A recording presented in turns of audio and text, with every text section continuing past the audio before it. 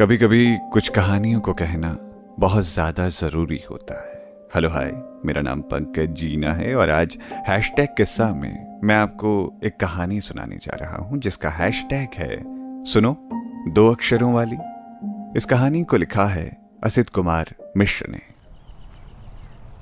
सूरज कई दिनों के बाद निकला है आज, ठीक वैसे ही जैसे हमें बहुत पसंद है। इसीलिए हम सरयू के घाट पर निकल आए हैं अकेले, क्योंकि यही वो जगह है जो हम दोनों को पसंद है। और सरयू के बारे में तुलसीदास ने लिखा है कि कोटि कल्प काशी बसे। नहीं नहीं नहीं नहीं, कुछ नहीं लिखा है तुलसी ने। याद है, यहीं टकराए थे ना हम दोनों पहली बार। हम पूरब देख रहे थे और तुम पश्चिम, फिर पहल तुम्हारी ओर से ही हुई थी। एकदम से आनर हो क्या, हमारे मुंह से निकला था। एकदम से यही बात गुंजा ने चंदन से भी कही थी। तुमने व्यंग में कहा था कि एग्जैक्टली मतलब नदिया के पार वाले डायरेक्टर आप ही हैं। हम कहना तो चाहते थे कि नहीं, यह हमने कोहबर की शर्त उपन्यास में पढ़ा था, लेकिन जैसे ही हमारी नजर तुम्हारी भौं के इंद्रधनुष में अटकी उस शिल्पा की 4 नंबर वाली बिंदी पर गई तो लगा जैसे कि ये सूरज अटक गया हो वहां, एकदम छोटा होकर। फिर हम भूल गए कि हमें कहना क्या था और सुनना क्या। और सच कहूं तो कहना सुनना वाणी व्यापार की क्रिया है। प्रेम की भाषा तो शब्द रहित है। महावीर प्रसाद द्विवेदी ने कहा था कि ओ नहीं, कुछ नहीं कहा था उन्होंने। तुम अमावस्या के दिन तिल और अक्षत प्रवाहित करने के लिए जहां बैठी थी ना, मैं एकदम वहीं बैठा हूं। यहीं तुम्हारी गुलाबी चूड़ियां गिनने के बहाने तुम्हारी कलाई स्पर्श हुई थी।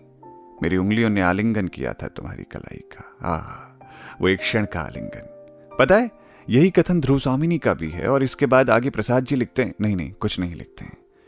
तुमने पूछा था कि आपको गुलाबी चूड़ियां इतनी अच्छी क्यों लगती हैं। हमने तुम्हारी आंखों में आंखें डालकर प्यार से कहा था कि पता है, इन गुलाबी चूड़ियों पर नागार्जुन ने क्या लिखा है। तुम अचानक से हमसे लड़ने लगी थी। शायद तुम्हारा सवाल था कि बस हिंदी हिंदी हिंदी, मैं कहाँ हूं। पता है, हिंदी साहित्य में मैं कहाँ हूं को लेकर क्या क्या लिखा है लोगों ने। खैर, हम बोलने ही वाले थे कि तुमने कह दिया एग्जैक्टली।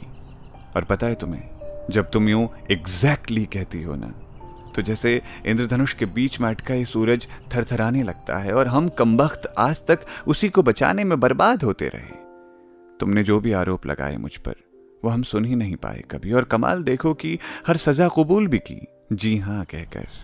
खैर, कुछ भी हो, हम मानते हैं गलती अपनी। 22 अक्टूबर की सुबह तुमने फोन किया था। नमस्ते के बाद पूछा भी था कि अच्छा, आज किसका जन्मदिन है। हम झूठ नहीं बोलेंगे, हमारे मुंह से अदम गौंडवी ही निकला था और इसी के साथ तुमने फ़ोन काट दिया था। यकीन करो, हमें अगले मिनट ही याद आ गया था कि उस दिन तुम्हारा भी जन्मदिन होता है। और हम लगे फ़ोन करने, लेकिन तुमने ऑफ कर दिया था फ़ोन। पता है, उस दिन भी हम यहीं आकर बैठे थे चुपचाप और देखते रहे थे आकाश के माथे पर सजी यही तुम्हारी बिंदी। फिर 3 दिन बाद, मतलब जिस दिन मृदुला गर्ग जी का जन्मदिन पड़ता है, उस दिन तुमने फ़ोन किया था और कहा था कि हमें अलग हो जाना चाहिए, क्योंकि हम दोनों में बहुत अंतर है। जिस दिन आप मिले थे उस दिन आप पूरब देख रहे थे और मैं पश्चिम। मेरी लंबाई भी आपके बराबर नहीं। मेरे नाम में 2 अक्षर हैं और आप में 3। हम कहीं से भी एक नहीं हो सकते। हाँ, हमने अपनी पुरानी हर गलती की माफ़ी मांगी थी और तुमसे वादा किया था कि अब आगे से हमारी ज़िंदगी में हिंदी की कोई जगह नहीं होगी। अब से बस तुम्हारे बारे में ही सोचना है। एग्जैक्टली। लेकिन सच बताऊं, हमारे अंदर से जैसे कोई बोल रहा था कि बलिया वाले कभी नहीं सुधरते। और देखो ना, हुआ भी वही। कल जब तुम्हारा फोन आया था तो हम सबसे पहले दौड़कर बाहर निकले थे कि ना दिखेंगी घर में हिंदी की किताबें और ना हमारे मुंह से निकलेगी हिंदी। चारों ओर घना कोहरा था, जैसे बादल घिराए हों। और जैसे ही तुमने हालचाल लेने के बाद पूछा कि आज कौन सा दिन है, तभी बगल से प्रभुनाथ चाचा रजाई में से बोले थे, एकदम आषाढ़ जैसे दिन हो गया है हो। अब वही सुनकर हमारे मुंह से निकल गया था कि हाँ, आज मोहन राकेश का दिन है। तुमने फिर से फोन काट दिया था। कसम से कह रहे हैं, हम खूब डांटे थे कि प्रभुनाथ चाचा को जो जनवरी में आषाढ़ का एक दिन घुसाना जरूरी था, कभी चुप नहीं रह सकते, वगैरह वगैरह। लेकिन सच कहें तो आंखें भर आई थी हमारी। सच में हम एकदम अलग अलग हैं ना। जानता हूं, हर लड़की की ख्वाहिश होती है कि वो जिसे चाहती है वो बस उसी के बारे में सोचे।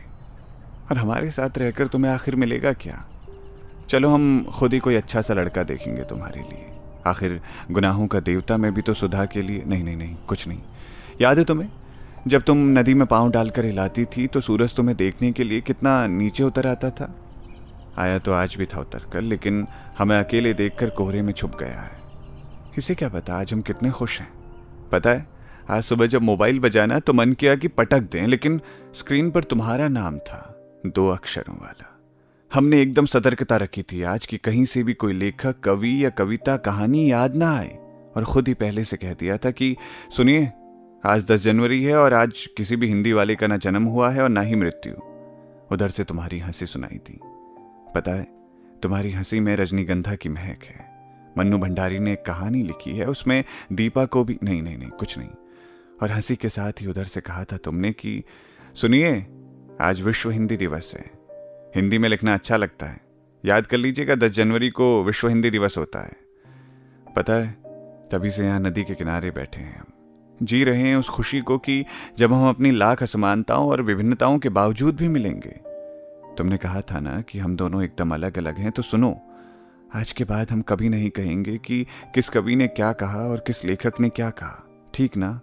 हम बन जाएंगे पूरब से पश्चिम तुम्हारे लिए, और असित में से औ हटाकर सिद्ध भी कर लेंगे। हम हो जाएंगे ना अक्षर बराबर। और जब तुम वरमाला डालने के लिए हाथ उठाओगी ना, तो झुक भी जाएंगे हम 4 इंच। हो गया ना सब बराबर। हम हमेशा तुम्हारी इस 4 नंबर वाली बिंदी से प्यार करेंगे, तुम बस मेरी हिंदी से प्यार करना, क्योंकि धूमिल ने कहा है कि भाषा कविता में। नहीं नहीं नहीं, किसी ने कुछ नहीं कहा है। हिंदी के बाद तुम्हारा सिद्ध। तो ये था आज का हैशटैग किस्सा, जिसका हैशटैग था सुनो 2 अक्षरों वाली। इस किस्से को लिखा था असित कुमार मिश्र ने। असित के बारे में आपको बता दूं कि असित बलिया में रहते हैं, एक लेखक हैं और एक टीचर भी। शुक्रिया असित इस कहानी के लिए। सुनते रहिए रेडियो सिटी। मेरा नाम है पंकज जीना।